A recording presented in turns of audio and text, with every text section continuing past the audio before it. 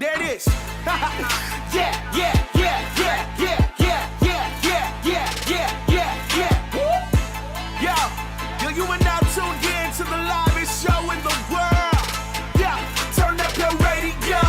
It's about to go down. M&M got the hottest show around. So turn it up, pump the speakers loud. Get ready. It's about to go down right now on the new M&M Radio vibe.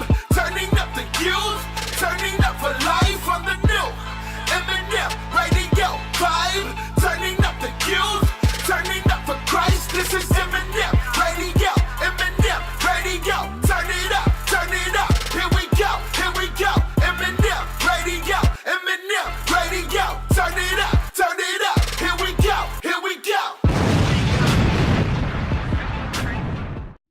What's going on, everybody? My name is Meesa. And my name is Mia. Also known as M&M, and we're from the #1 teen and young adult radio show in the nation for inspiration called M&M Live Radio. And guys, your girls M&M are chilling backstage with Dove Award-winning RMG Recording Artist, heck, RMG CEO, the man himself, Derek Minor. What's going on, D? What up? What's up, fam? Now, we love hanging out with you. We're always up in his neck of the woods. Now he in our neck of the woods this time. So we had to get a chance to chop it up with you here while you in our town now. You just got off stage, tearing it up. What was the crowd like tonight? That was crazy. What was crazy was Derek, he was on stage beatboxing. I was like, man, you make me want to go up on stage, you know, do a little something. You know, now you just got finished doing some tour dates for the road show, right? Yeah. How was that whole experience? It's been crazy. Like, what's been crazy is just like I got the Change the World single, and I've never shopped a single to radio before. Right. So Change the World went #1. So I was in Wichita, Kansas. I've never been in Wichita, Kansas before in my whole life. And I started singing Change the World, and people were responding to it. Like, they knew the lyrics. That's the first time I ever really felt that feeling. Usually it's like people, I have a relationship with them. I've been to the church a couple times. I've been to places. So that's been really cool, like, as far as that. And then just, I mean, Stephen Curtis Chapman is one of the coolest people I ever met. Yeah, the road show is definitely like one of those tours that you gotta go see. Now, of course, with you being an artist and, you know, doing tour life and whatnot, I've always heard that artists say it's so hard to, you know, eat healthy while being on the road. You know, you got like fast food and things like that. So I gotta ask you, man, how are you as far as like a well-rounded diet? Are you like get your veggies, you get your fruits, or are you like McDonald's, Twinkies, Ho-Ho, Are you Suzy eating Q's, or the Girl Scout cookies? Be honest, man. You got to be honest. So we checked your IG, so be honest, man. Be honest. I mean, I'm just going to be totally real. I was really trying to be good. I was really trying to be good, but... Because you also had that Roscoe's Chicken and Waffles, too. Y'all, you know, I'm just saying. Man, look, this Girl Scout came through the house trapping. Oh, my Like, goodness. she was trapping Girl Scout cookies. Like, she was like, yo, got them some s'mores for the low. Got them some s'mores for the low. I was like, I was done. My wife was like, dang. I mean, like, a box is one thing, but you gonna buy, like literally, I bought 7 boxes of Girl Scout cookies. And I killed them mugs. Like, I didn't kill them all by myself. Now, listen, I'm a Thin Mints. My kids helping her. Look. I'm a Thin Mints kind of girl. Thin Mints with some ice cream. Guys. Ooh. Yes. Come on, man, with some my milk. Goodness. Oh, my goodness. Ice cold milk. Dun, dun, dun. That's what you That's your shout You know, you got to music shout right to that right there. That's your shout music. Now, listen. Now, okay, you may not be on top of your game as far as eating healthy on the road, but one thing that you are definitely on top of, Derek, is this song "Change the World" featuring Holland, #1 in the Christian music. Let me see, #1 in Billboard, Christian radio, the whole 9 yards. Is absolutely insane for 3 weeks straight. What is it like knowing that the world is jamming to your positive music for 3 weeks? You know, it's humbling, because when I look at the journey that God has had me on, like, it's been one of hustle, grind. It's been one of some crazy, like, I feel like me and my squad, we always in a lot of adversity. So just in the sense of this song, when we shopped it to radio, like, I almost didn't shop it. Like, I kind of was just like, I was like, I feel like this could work, but, you know, we put some feelers out there and some people didn't respond in the way we wanted to. So I was like, well, forget it. Like, I never really used radio anyway. So my radio guy was like, nah, just give it a shot. We'll see what happens. And then we just start seeing it climb. Like, it's like, hey, man, you top 20. I was like, all right. So they was like, oh, you're top 10, you're top 5, you're number 2, you're number 3, and it was like, wow, like for it to go number 1. So it's really humbling, and I feel like I hope it's a testament that, you know, good music can win. And I think it's also a testament to people that are in my space, especially like hip hop artists. Like if you stretch yourself, like, I mean, the sky's the limit. I'm the second hip hop artist to ever do this. Wow. Lecrae was the first for King and Country. So dope. It's really cool to see that happening. So it's humbling. Huge congratulations on that. Huge congrats. You know, I found that it was so interesting to hear the inspiration behind the whole song. The fact that you said it was all inspired by your recent trip to Haiti when you went in 2015. What was it about your experience in Haiti that made you say, man, I want to put this into the music. I want to put this into change the world? Well, that's why you got the world music feel to it a little bit. You know what I mean? Like, I just remember going out there, and I think, you know, like when people talk about Haiti, oftentimes they only talk about like the devastation that's there, and it's really it's a crazy place. But I just was really, really inspired by the culture, and I was really inspired at the idea of, like, I'm watching a person walk 2 or 3 miles to get water every day, and I just gotta walk 2 or 3 steps to get water. And it just really made my little first world problems seem very minimal, and that they didn't really matter as much. So you get back home, and then I see everyone's fighting over all types of different things. Like, we've been so divided over political lines and racial lines and different things like that, that for me, I wanted to write a song to say, like, yo, do we not realize, especially just even in America, as much money and power that we have, we would really put our minds to really making the world a better place, rather than being selfish and focused on ourselves. We really could do some real good damage. So I just wanted to really write a song that, you know, capture that moment and that feel. Yeah, and it's so interesting because just recently, singer Rihanna, she went to, I think, Harvard University to accept the Humanitarian of the Year award. And one thing that she said in her acceptance speech, it was just so powerful. She was telling the students that you don't have to be famous. You don't have to have so much money. You don't have to have all of these things that society tell you that you need to have. All you have to do is just simply change somebody else's life. It could be your neighbor, your sister, it could be your mom. You know, it's just a simple act of just doing something different to change the world of somebody. And I think it's so interesting because I was talking to Meesa earlier today, and I said, it's so crazy. The whole term now is for the culture. We're doing this for the culture, the culture. And the fact that you took something from someone else's culture, I feel like that's for the culture right now, to pull from someone else's experience and what their everyday life is now, and to inspire them and be like, hey, man, we all can't change the world at once, but we can all do our part, you know, and all make a huge difference. Yeah. And I feel like when we think change the world, we always think like literally make the world a utopian society. Right. That's overwhelming. It is. To think of, like, it's like, oh my gosh, when you think of all of the different things. But I think Rihanna's onto something in the sense that, like, for me, when I think change the world, I'm going to take from the great prophet Michael Jackson.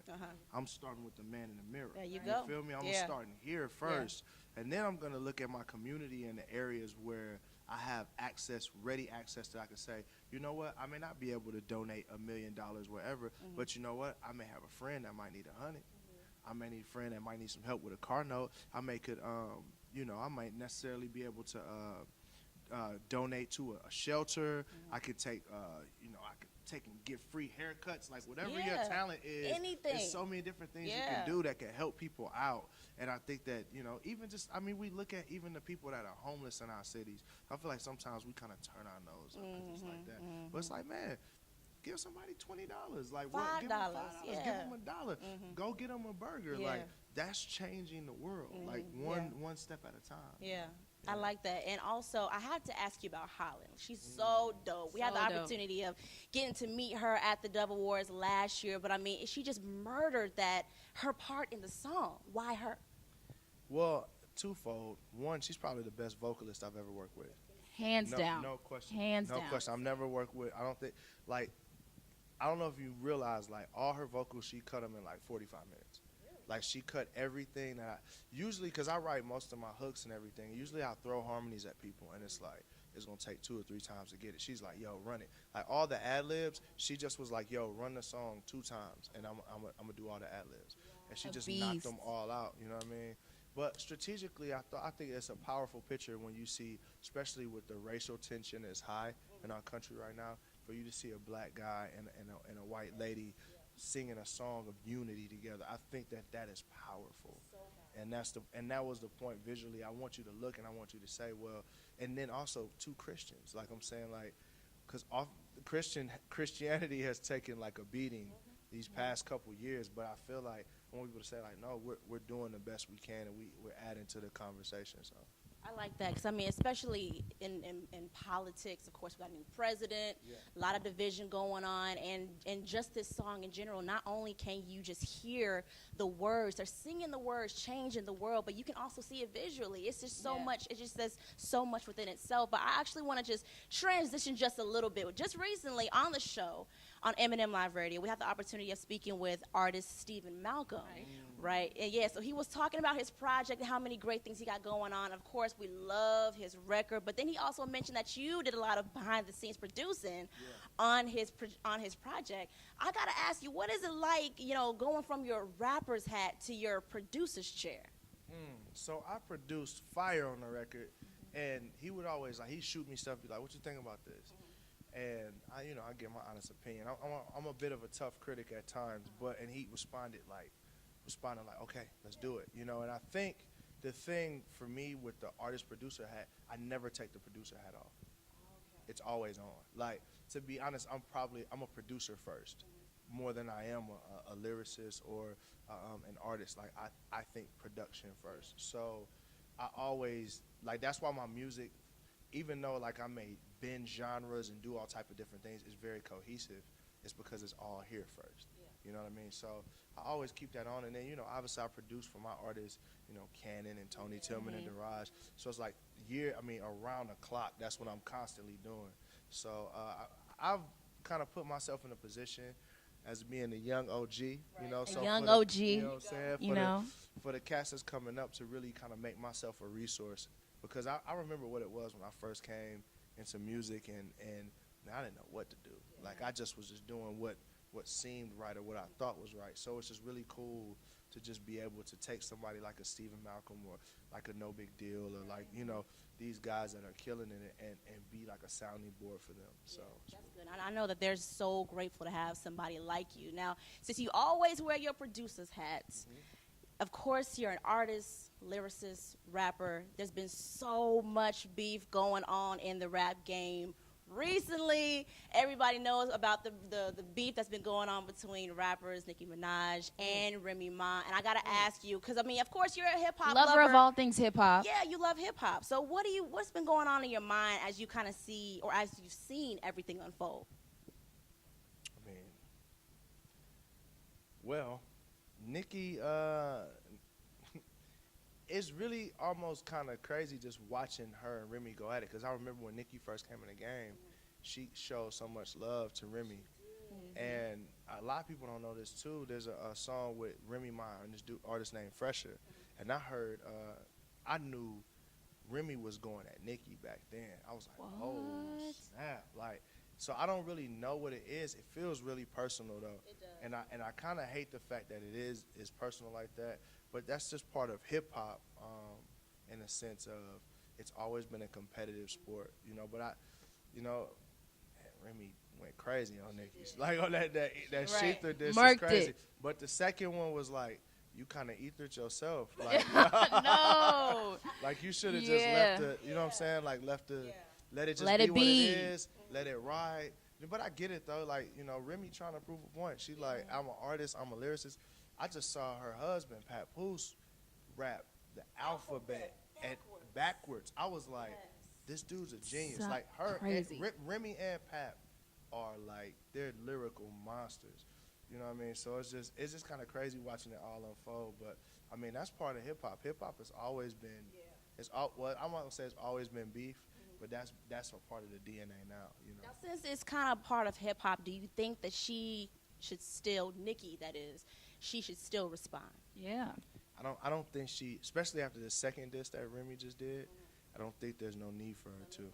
If I were her, because all the attention right now is on Remy.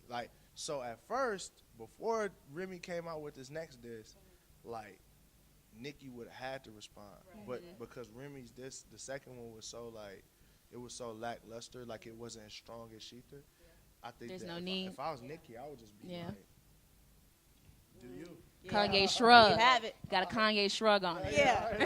You know, I just had to get your opinion. By you being an artist, by you being in the rap game, I had to get your opinion on what's been transpiring over the rap game. Now, you also have your hand in the hip-hop culture. And, you know, I follow you on Twitter, and I follow the Reflection Music Group account on Twitter. And y'all been saying that y'all got an announcement coming up, and then you guys just recently announced that you have a new entity you're taking on, RMG Amplify. Tell us a little bit more about that. Yeah, so Amplify, me and Doc, who's my business partner, man, we've been boys for 10 plus years. What we noticed, like, we've been blessed to be able to build a team of solid marketing connects and all those different things. And what I noticed with a lot of the young cats that's coming up, they don't have access to a lot of the marketing and team. Now they have great creativity. They can make amazing albums. But beyond that, they just don't have the network. And then today also, there's so little money in streaming. Like, I think for a lot of these like independent artists, they don't want to necessarily, because it's like, man, how am I going to eat? Like, how am I going to pay all of these people? So what we wanted to do was create a service for people that we feel are, they're talented, but they just need a little bit more boost in marketing, and maybe come alongside and partner with them so that we could take on some of that stuff and run it through our system and give some of these albums the attention that it deserves. So we opened RMG Amplify. It's a label services thing. So it's really pretty much every part that RMG has. Like, you may have a guy that comes up, well, I don't need production or anything. I just really need help with music videos and social media marketing. We'll say, okay, let's sit down, talk about that, and see how we could partner and help one another. So it's really just a service, I feel, for the culture. Like, I feel like if no one invests back, like if I've got all this stuff but I never invested back into the culture, then 10 years from now it's gonna die, and I don't want that to happen. That's so key for you to do, the fact that, and also with you saying, man, I wish I would have had this when I was first coming out. I feel like they're going to be so appreciative of that outlet. It's all about passing the torch. Right. But, this dude is still changing the world, even through music. It's absolutely insane. But we're with the CEO, executive president, all these different type of things of RMG Records, as well as Amplify. And you just recently signed an artist to Amplify. What are you looking for the new up-and-coming artists to sign, if you were to sign? Yeah, well, Kanata, Remy Ma Soul, like, he was part of Remy Ma Soul. Like, Remy Ma Soul has a storied history in our space. So Kanata, when he wanted to come out and do his solo project, like, it just sort of made sense. Like, in a sense where I know the music gonna be crazy. Like, it's like, it ain't even no question. No question. Butter P is white. Like, you know what I mean? Like it's just right. Like, it's gonna be crazy, So, like, for me, it was like, okay, well, let me just come alongside you to help you get that boost, so people can kind of differentiate between the Remy Ma Soul brand and then the Kanata Small, because he also rebranded from K-Nuff to Kanata. And then so with me as an artist that rebranded from Pro to Derek Minor, like, it was something I could really come alongside him and just be like, come on, man, let me kind of show you some of the pitfalls, and let me show you some things I probably wish I would have did. So it's really cool to watch how this unfolds. And we got tons of different artists that we're working with right now. That's things are in eyes in the fire right now. So you're gonna see a lot of people. I think the Amplify thing, I think just for the indies, man, it's been really like, people are like, yes. So I'm excited about it. Support the indies. You heard him, man. For the culture, it's all coming to you very, very soon, man. Derek, we love being able to chop it up with you and talk with you here. Thank you so much for taking the time to sit down with us here at M&M Live Radio. Now, before you go, give everyone your social media so they can keep up with you. Yeah, so you can go to derekminor.com. You can get everything there, all the Spotify, iTunes. I feel like there's like 1,000 social media streaming things. Like, it's like Snapchat, Chat Snap. And then on top of that, they're following each other. So, like, Instagram, Facebook Live. Yeah, so it's crazy. But then, you can go to The Derek Minor on everything and get there. And, that's how you get to me.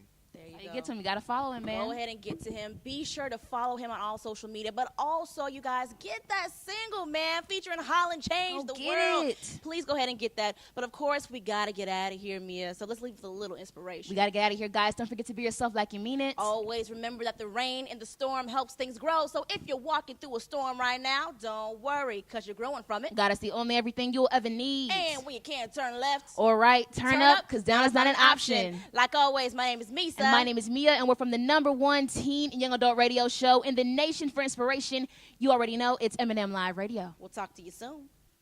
I really want to kind of get to know Mr. Tim Reed just a little bit better. Just a little bit. We know you from Ray Campbell, from Sister, and then we know you from this upcoming film, Chasing Waterfalls. We want to get to know you. A lot of our listeners will have seen you on TV before, but I know they want to get a chance to know a little bit more about you. So we're going to ask you as many questions as we can. Okay. Only under 30 seconds, so we're limited on time, so we're going to get started. Let's do So it. you ready? I'm ready. Okay, 30 seconds starts now.